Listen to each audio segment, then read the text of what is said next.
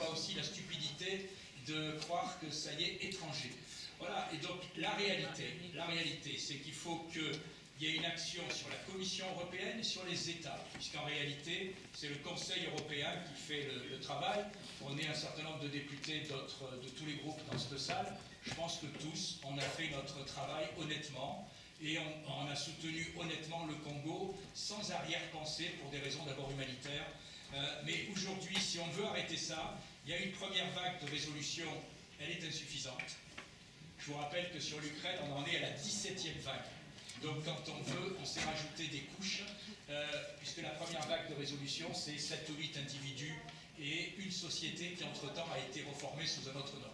Voilà, et donc un, des sanctions très nettes, et puis deux, je pense, et ce sera ma conclusion, Madame la Présidente, qu'il faut oser s'attaquer à une icône qui est présentée par lui et ses supporters comme un modèle quasiment mondial de l'Afrique, qui est M. Kagame, qui est en réalité le principal responsable, et que la majorité des États européens continue à traiter avec des égards qu'ils ne méritent pas, au premier rang desquels le président de la France, qui a quand même nommé un ressortissant rwandais président de la francophonie, alors que, comme vous le savez, cela n'a plus aucun sens puisqu'ils ont pris l'anglais.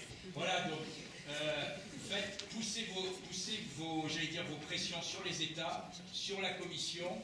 Je crois qu'ici au Parlement, tout le monde a fait ce qu'il pouvait faire au maximum.